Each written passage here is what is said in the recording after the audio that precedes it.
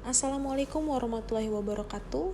Yang saya hormati dosen pembimbing mata kuliah Ekonomi Manajerial di Universitas Pamulang, Ibu Syarifah Ida Farida. Perkenalkan, kami kelompok 16, saya Faradita Putri Zulta dan rekan saya Rohmayanti. Yang saya banggakan juga kepada teman-teman sekalian, puji syukur kami panjatkan karena berkat rahmatnya kami masih diberi kesempatan untuk memvideo presentasikan hasil dari diskusi kami mengenai materi mata kuliah Ekonomi Manajerial dengan pembahasan analisis karakteristik pasar oligopoli. Baik, teman dan sahabat sekalian, kita mulai ke slide pertama mengenai definisi dari pasar oligopoli.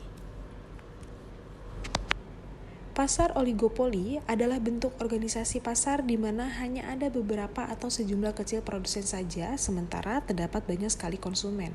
Pada dasarnya, pasar oligopoli dibedakan menjadi dua bentuk. Yang pertama adalah oligopoli dengan diferensiasi produk, di mana produk sebuah perusahaan dibedakan dengan produk perusahaan lainnya. Contohnya industri alat-alat listrik, perakitan sepeda motor dan mobil, serta industri rokok. Yang kedua, oligopoli tanpa diferensiasi produk. Di sini produknya homogen dan tak dibedakan antara produk perusahaan yang satu dengan produk perusahaan yang lainnya. Faktor penyebab terbentuknya pasar oligopoli. Ada dua faktor penting yang menyebabkan terbentuknya pasar oligopoli, yaitu sebagai berikut. Yang pertama, efisiensi skala besar dalam dunia nyata. Perusahaan-perusahaan yang bergerak dalam industri mobil, semen, kertas, pupuk, dan peralatan mesin umumnya berstruktur oligopoli. Teknologi padat modal atau capital intensif yang dibutuhkan dalam proses produksi menyebabkan efisiensi atau biaya rata-rata minimum, baru tercapai bila output diproduksi dalam skala yang sangat besar. Dalam industri mobil, untuk satu jenis, skala efisiensi baru tercapai jika produksi mobil minimal 50.000 sampai 100.000 unit per tahunnya. Bila perusahaan memproduksi 3 jenis mobil saja, output minimal seluruhnya antara 200.000 sampai 300.000 unit per tahun. Selanjutnya, bila biaya produksi per mobil puluhan juta rupiah, maka dana yang dibutuhkan untuk memproduksi sebanyak ratusan miliar rupiah per tahunnya. Jika dihitung dengan biaya investasi awal, maka perusahaan yang ingin memasuki industri mobil harus menyiapkan dana triliunan rupiah. Keadaan tersebut merupakan hambatan untuk masuk bagi perusahaan pesaing. Tidak mengherankan jika dalam pasar oligopoli hanya terdapat sedikit produsen. Yang kedua, kompleksitas manajemen berbeda dengan tiga struktur pasar lainnya: persaingan sempurna, monopoli, dan persaingan monopolistik. Struktur pasar oligopoli ditandai dengan kompetisi harga dan non-harga. Perusahaan juga harus cermat memperhitungkan setiap keputusan agar tidak menimbulkan reaksi yang merugikan dari perusahaan pesaing. Karena itu, dalam industri oligopoli, kemampuan keuangan yang besar saja tidak cukup sebagai modal untuk bertahan dalam industri. Perusahaan juga harus memiliki kemampuan manajemen yang sangat baik agar mampu bertahan dalam struktur industri yang persaingannya begitu kompleks. Tidak banyak perusahaan yang memiliki kemampuan tersebut, sehingga dalam pasar oligopoli akhirnya hanya terdapat sedikit produsen. Faktor penyebab terbentuknya pasar oligopoli. Ada dua faktor penting yang menyebabkan terbentuknya pasar oligopoli, yaitu sebagai berikut. Yang pertama, efisiensi skala besar dalam dunia nyata. Perusahaan-perusahaan yang bergerak dalam industri mobil, semen, kertas, pupuk, dan peralatan mesin umumnya berstruktur oligopoli. Teknologi padat modal atau capital intensif yang dibutuhkan dalam proses produksi menyebabkan efisiensi atau biaya rata-rata minimum, baru tercapai bila output diproduksi dalam skala yang sangat besar. Dalam industri mobil, untuk satu jenis, skala efisiensi baru tercapai jika produksi mobil minimal 50.000 sampai 100.000 unit per tahunnya. Bila perusahaan memproduksi 3 jenis mobil saja, output minimal seluruhnya antara 200.000 sampai 300.000 unit per tahun. Selanjutnya, bila biaya produksi per mobil puluhan juta rupiah, maka dana yang dibutuhkan untuk memproduksi sebanyak ratusan miliar rupiah per tahunnya. Jika dihitung dengan biaya investasi awal, maka perusahaan yang ingin memasuki industri mobil harus menyiapkan dana triliunan rupiah. Keadaan tersebut merupakan hambatan untuk masuk bagi perusahaan pesaing. Tidak mengherankan jika dalam pasar oligopoli hanya terdapat sedikit produsen. Yang kedua, kompleksitas manajemen berbeda dengan tiga struktur pasar lainnya: persaingan sempurna, monopoli, dan persaingan monopolistik. Struktur pasar oligopoli ditandai dengan kompetisi harga dan non-harga. Perusahaan juga harus cermat memperhitungkan setiap keputusan agar tidak menimbulkan reaksi yang merugikan dari perusahaan pesaing. Karena itu, dalam industri oligopoli, kemampuan keuangan yang besar saja tidak cukup sebagai modal untuk bertahan dalam industri. Perusahaan juga harus memiliki kemampuan manajemen yang sangat baik agar mampu bertahan dalam struktur industri yang persaingannya begitu kompleks. Tidak banyak perusahaan yang memiliki kemampuan tersebut, sehingga dalam pasar oligopoli akhirnya hanya terdapat sedikit produsen. Karakteristik pasar oligopoli. Dari pengertian yang dikemukakan sebelumnya, dapat dilihat beberapa karakter dari pasar oligopoli, yaitu yang pertama, hanya sedikit perusahaan dalam industri atau few number of firms. Secara teoristis, sulit sekali untuk menetapkan berapa jumlah perusahaan di dalam pasar agar dapat dikatakan oligopoli. Namun, untuk dasar analisis biasanya jumlah perusahaan diasumsikan kurang dari 10. Dalam kasus tertentu hanya terdapat 2 perusahaan atau duopoli. Contoh misalnya, dalam pasar mobil di Indonesia kita mengenal Toyota, Suzuki, Honda, Isuzu, dan lain sebagainya. Mereka menguasai 70-80% pangsa pasar mobil di Indonesia. Selain itu, yang kedua, produknya homogen atau terdiferensiasi, disebut juga sebagai homogen or differentiated product. Yang ketiga, pengambilan keputusan yang saling mempengaruhi atau interdependence decisions. Yang keempat, kompetisi non-harga atau non-pricing competition. Hubungan antar perusahaan dalam pasar oligopoli. Ada 2 macam bentuk hubungan antara perusahaan-perusahaan yang terdapat di dalam pasar oligopoli, yaitu sebagai berikut. Yang pertama, ada oligopoli dengan kesepakatan atau biasa disebut closed oligopoli. Kesepakatan antara perusahaan dalam pasar oligopoli biasanya berupa kesepakatan harga dan produksi. Kesepakatan ini kadang disebut sebagai kolusi atau kartel dengan tujuan menghindari perang harga yang akan membawa kerugian bagi masing-masing perusahaan pada kondisi tertentu. Contohnya adalah kesepakatan produksi dan harga pada office. Bentuk persepakatan ini biasanya mengatur tentang banyaknya jumlah produksi yang boleh dihasilkan oleh masing-masing perusahaan berikut dengan harganya yang sama. Kesepakatan dalam jumlah produksi dapat berupa pembagian secara merata, yaitu pembagian produksi yang didasarkan pada banyak jumlah permintaan efektif di pasar terhadap jumlah perusahaan yang menghasilkan produk yang sama. Yang kedua, ada namanya pasar oligopoli tanpa kesepakatan atau non-collusive oligopoli. Persaingan antara perusahaan dalam pasar oligopoli biasanya berupa perbedaan harga dan jumlah produk yang dihasilkan.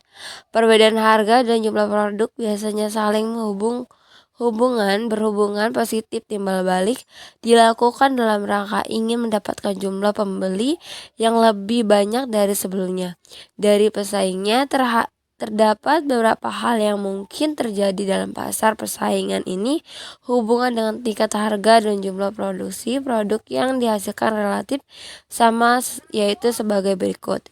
Yang pertama, bila terdapat suatu perusahaan yang mencoba memperbanyak jumlah produksi agar harga jual produksi relatif lebih murah dibandingkan dengan pesaingnya, maka biaya langkah ini akan diikuti oleh pesaing dengan menurunkan harga jual produknya.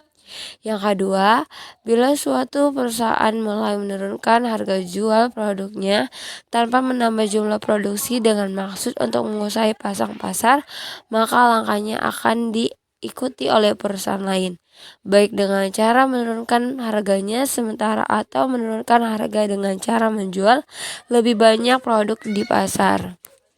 Yang ketiga, bila suatu perusahaan menaikkan harga jual produknya dengan cara langsung pada penurunan harga atau dengan cara mengurangi jumlah produknya, maka perusahaan lain relatif tidak mengikuti.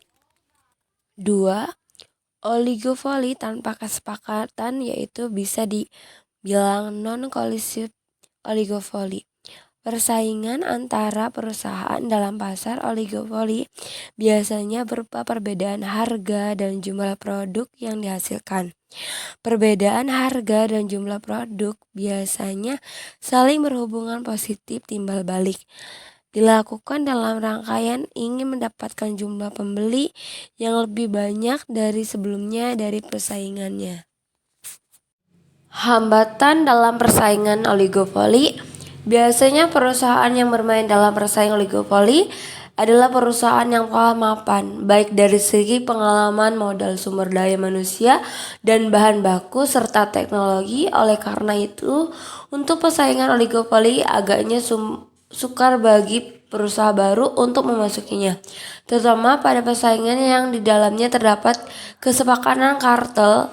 Adapun hambatan-hambatan itu diantara adalah sebagai berikut. Yang pertama, ada skala ekonomis perusahaan yang telah lama berproduksi dan beroperasi relatif lebih memiliki kesepakatan untuk menikmati skala ekonomis. Karena untuk memperbesar produksinya, perusahaan tersebut cukup menambah dari produksi yang sudah ada, sehingga sangat memungkinkan untuk menurunkan biaya produksi dan relatif akan mampu menjual produknya dengan harga yang relatif lebih murah bila dibandingkan para pedagang baru.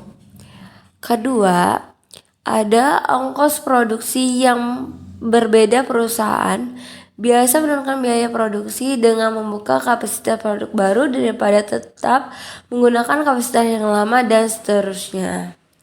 Yang ketiga, keistimewaan hasil produksi. Bagi perusahaan yang lama berdiri dan sama lamanya dengan produk yang dihasilkan menyebabkan produk tersebut menjadi dikenal oleh masyarakat dan menciptakan konsumen yang loyal pada produknya. Selain itu, berhubung dengan tingkat kerumitan produk yang dihasilkan membuat perusahaan baru haruslah dengan cermat dan hati-hati mempelajari sehingga membutuhkan waktu yang lama, sementara bagi perusahaan yang lama hal tersebut adalah hal biasa. Yang pertama, berhubungan dengan pasar oligopoli, yaitu adanya industri transportasi udara dan telekom mewarisi struktur pasar monopoli oligopoli. Kedua industri ini sangat padat moral sehingga di masa lalu negara mengambil inisiatif dengan memperkuasai lebih dulu melalui pembentukan BUMN. Tetapi lambat laun swasta mulai masuk ke dalam pasar tersebut sehingga semakin banyak pesaing-pesaing baru yang terlibat. Contoh lainnya adalah masuk Petronas dan Shell membuat praktek monopoli menjual BBM di Indonesia berakhir Pertamina kini memiliki pesaing. Untuk mempertahankan pasarnya, Pertamina harus dapat meningkatkan daya saing dengan melakukan inovasi, efisien dan efektivitas dalam kegiatan usahanya. Yang kedua, kelebihan dan kekurangan pasar oligopoli, yaitu kelebihan dari pasar oligopoli adalah mendorong perkembangan teknologi dan inovasi. Struktur ini yang paling memberikan dorongan terbesar dalam mengembangkan teknologi dan inovasi. Hal dikarenakan perusahaan mendapatkan untung yang lebih dari normal menentukan pesaing, di mana sangat membahayakan kedudukan perusahaan dalam industri. Kekurangannya dari pasar ini adalah tidak adanya efisiensi dalam menggunakan sumber-sumber daya. Efisiensi menggunakan sumber daya akan tercapai apabila ongkos marginal sama dengan harga.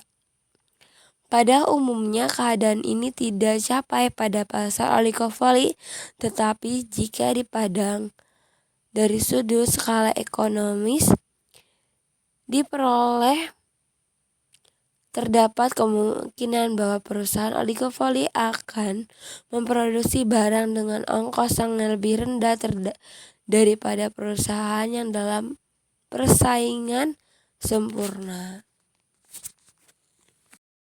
Demikian presentasi dari kelompok 16. Dari beberapa hal yang kami sampaikan dapat disimpulkan bahwa pasar oligopoli merupakan salah satu jenis dari pasar persaingan tidak sempurna, yaitu suatu pasar di mana hanya terdapat sedikit penjual. Pasar oligopoli pada dasarnya terbagi dua jenis, yaitu pasar oligopoli dengan diferensiasi produk, di mana produk suatu perusahaan dibedakan dengan produk perusahaan lainnya. Contohnya industri perakitan motor dan mobil di Indonesia. Yang kedua yaitu pasar oligopoli tanpa diferensiasi produk. Di sini produknya homogen, di mana tidak ada perbedaan antara produk suatu perusahaan dan perusahaan yang lainnya. Contohnya industri baja dan juga industri semen. Baik, sekian presentasi dari kelompok 16. Jika ada kurangnya, kami mohon maaf yang sebesar-besarnya. Semoga apa yang kami sampaikan berguna untuk diri kami sendiri dan banyak orang pada khususnya. Selamat siang dan sehat selalu.